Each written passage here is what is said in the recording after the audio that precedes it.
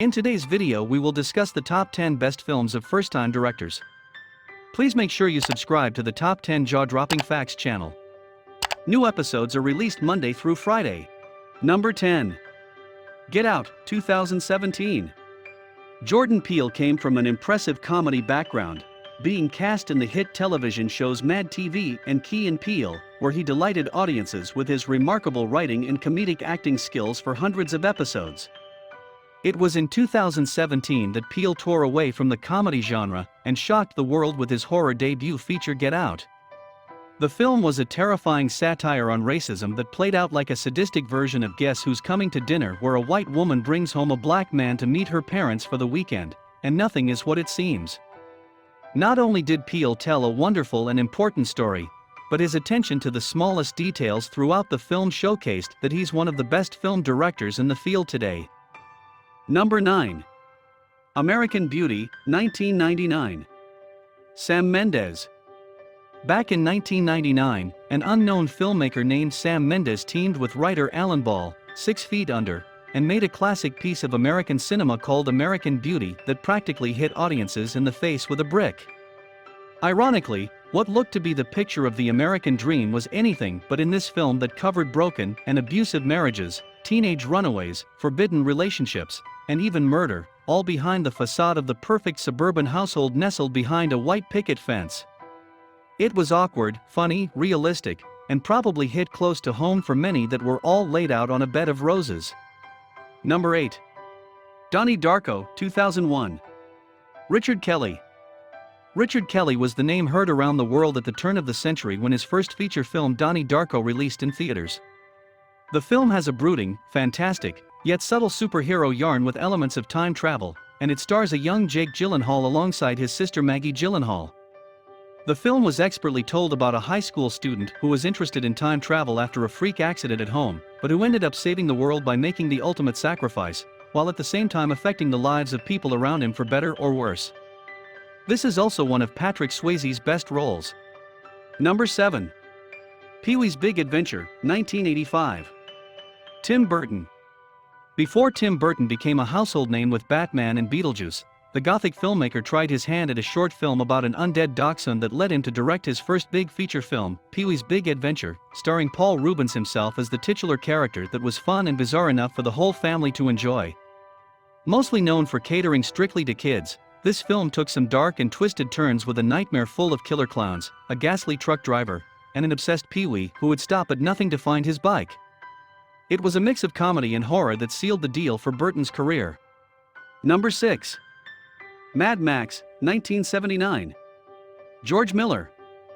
The galaxy's favorite Australian filmmaker George Miller changed the action genre for decades to come with his first movie in the director's chair, Mad Max, which also made Mel Gibson an international superstar and paved the way for other post-apocalyptic films with phenomenal practical action sequences and stunts that spawned several sequels, including the recent Mad Max, Fury Road. Miller became one of the most sought-after directors after this film was released, and due to its critical and financial success, Hollywood made tons of copycat films that followed the same formula, but those never rose to the status of this movie, which had started it all. Number 5. Bottle Rocket, 1996. Wes Anderson. Native Texan Wes Anderson burst into the scene with his unique filmmaking capability and penchant for dry humor in Bottle Rocket, starring young Owen and Luke Wilson. The film is simple enough, and it follows a group of childhood friends whose goal in life is to be criminals. The trouble is, they aren't really any good at it. Mix in a little romance and big cameo from James Caan, and cinema history was molded to create the odd world of Wes Anderson and his quirky characters with pitch-perfect dialogue. Number 4. The Evil Dead, 1981. Sam Raimi. The horror genre would never be the same once Sam Raimi read from the Book of the Dead and delivered Bruce Campbell to the masses in The Evil Dead.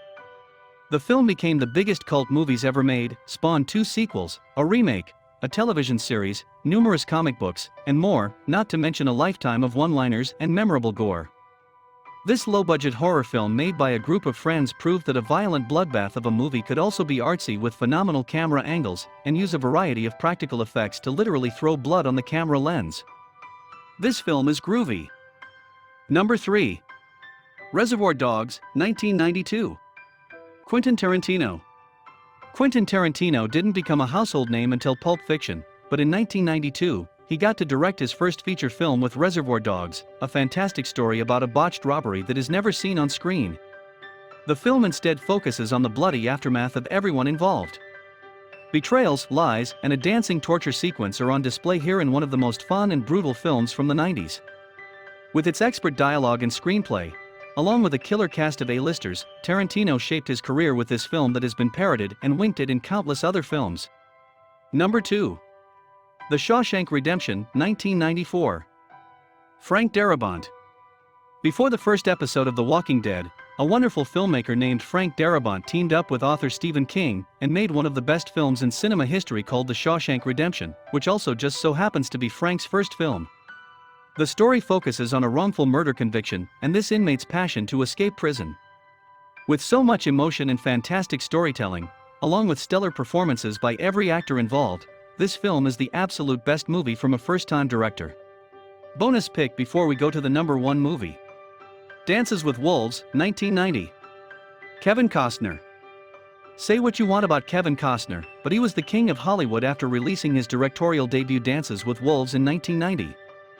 The revisionist Western took a sympathetic look at natives, their way of life, and the treatment they received from European settlers in North America. Not only was Dances with Wolves a smash hit at the box office, it won 7 Academy Awards, including Best Picture and Best Director for Kevin Costner. An epic 3-hour movie, Dances with Wolves is filled with stunning landscapes and breathtaking sequences, including a real-life buffalo hunt. The film is also credited with reviving the genre and leading the way for 1990s cowboy movies such as Unforgiven and Tombstone.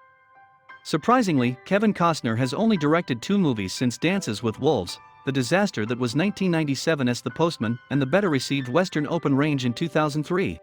Number 1. Boys in the Hood, 1991. John Singleton. In the late 1980s and early 1990s, there was a major problem brewing in the nation, where people of color weren't getting a fair shake in many facets of life.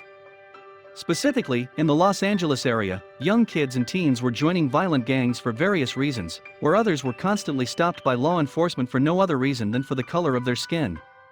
John Singleton hopped onto the film scene with his first movie Boys in the Hood, which told the story of a few childhood friends growing up in Los Angeles and having to deal with the terrible hand that the government and the police dealt out, which culminates into a powerful lesson marked with tragedy. It's one of the most important films in the cinematic world and remains as important and significant now as it was 30 years ago. I hope you enjoyed our top 10 films of first-time directors. Please leave a comment below for any movie you think we missed or you think should have been placed. Don't forget to subscribe. And new episodes come out every Monday through Friday.